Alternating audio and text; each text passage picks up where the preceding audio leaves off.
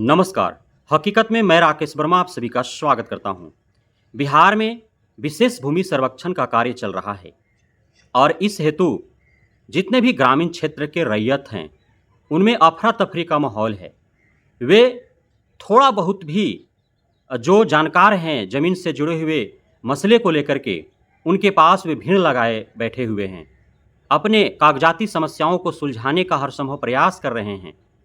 अपने कागजात को जुटाने का हर संभव प्रयास कर रहे हैं, क्योंकि वे अनभिज्ञ हैं, उनके पास ज्ञान की कमी है और समाज में इतना भ्रामक स्थिति उत्पन्न कर दिया गया है, तो सब डरे हुए, सहमे हुए, खौफ में हैं कि कहीं ऐसा ना हो कि थोड़ा भी भूल हो जाए और कोई ज़मीन का टुकड़ा उनके हाथों से निकल जाए।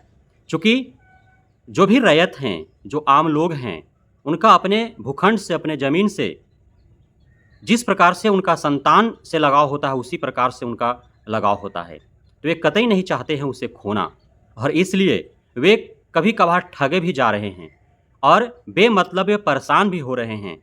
यत्र-तत्र वे बेमतलब समय बर्बाद कर रहे हैं, अपना एनर्जी लगा रहे हैं, जबकि सॉल्यूशन उनके कदमों में है, घर बैठे हैं।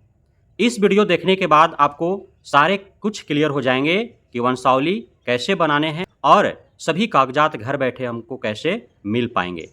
बात करें यदि वंशावली का, तो आपको कहीं भी किसी भी पंच, वार्ड सदस्य, आंगनबाड़ी सहायिका, चौकीदार, मुखिया, सरपंच, पंचायत सचिव या अन्य किसी गांव समाज के गवाहों को जुटाने की आवश्यकता नहीं है।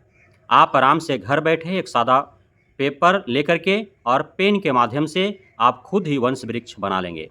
आप जब वंशावली बनाएंगे, वंश वृक्ष तैयार करेंगे, तो आपको हर संभव यह ध्यान रखना है कि जो भी आपका ज़मीन है, जो आपके कब्जे में है या फिर जो भी किसी भी प्रकार से आपको ज़मीन प्राप्त हुए हैं, तो जिस पीढ़ी, जिस पूर्वज के नाम पे वो ज़मीन है, वहाँ से प्रारंभ करते हुए और आपको जीवित रैयत तक ला करके ख़त्म करना है, जिसके नाम से वर्तमान में आपको नया खतियान बनवाने हैं। ये इस प्रकार से आपको करने हैं। अर्थात वंशावली बनाने हेतु कहीं भी आपको जाने की आवश्यकता नहीं है। कोई कोर्ट कचहरी, कार्यालय, सरपंच, सरपंच, किसी मुखिया-दुखिया की आवश्यकता नहीं है।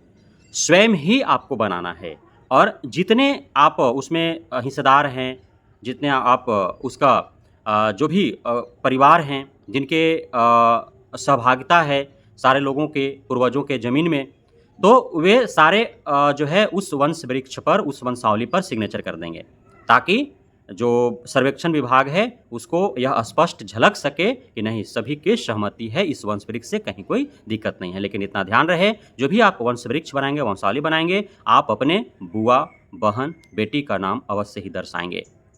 अन्यथा की स्थिति में वो आपका वंशावली अमान्य हो जाएगा और फिर सर्वे का कार्य बाधित हो जाएगा।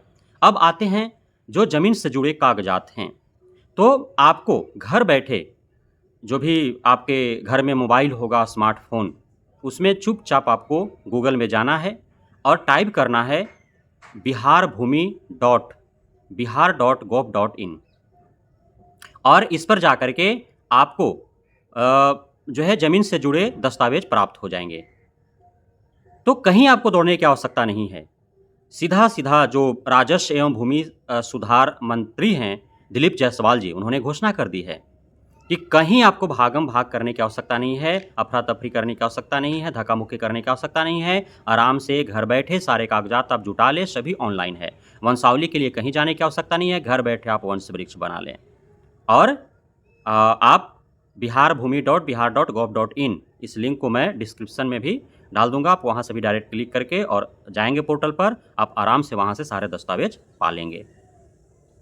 साथ ही दिलीप जायसवाल जी का कहना है कि पूरे 45,000 लगभग जो राजस्व ग्राम है, उसमें से 35,000 राजस्व ग्रामों के विभिन्न कागजात, यहाँ तक कि खतियान भी, लगभग 35,000 राजस्व ग्राम के खतियान भी ऑनलाइन अपडेट किए जा चुके हैं, जो आपको वहाँ से प्राप्त हो जाएंगे। तो खतियान के लिए भी फलना बाबू और चिलना बाबू के पास घूमने की आवश्यकता नहीं है, ब्लैकमेल होने की आवश्यकता नहीं है, कहीं आपको अनर्गल घूस कमीशन के तौर पर पैसा खर्च करने की आवश्यकता नहीं है। घर बैठे आप पालेंगे। या किसी कैफ़े के पास जाएं, वहाँ 50-100 रुपया लेगा, 200 रुपया लेगा और वो आपको सारा कागजात निकाल करके दे देगा बेहद ही आसानी से। कहाँ इसके उसके पास दलाल तलाल के चक्कर में पड़िएगा, क्योंकि जैसे जैसे भूमि सर्वेक्षण का कार्य जोरों पर है, वैसे वैसे दलाल भी सक्रिय हो गए हैं और आप नासमझ या फिर जो कम समझ रखने वाले हैं, जो गलतफ़हमी और भ्रम में जो हैं, वैसे रैयतों की मजबूरी का वो फ़ायदा उठा लेंगे और आपको बहुत अत्यधिक परेशान भी होना पड़ेगा, पैसा भी खर्च करना पड़ेगा और काम वही होगा जो आपको बिना खर्च किए होगा। तो आपको कहीं भी जाने की आवश्यकता नहीं है।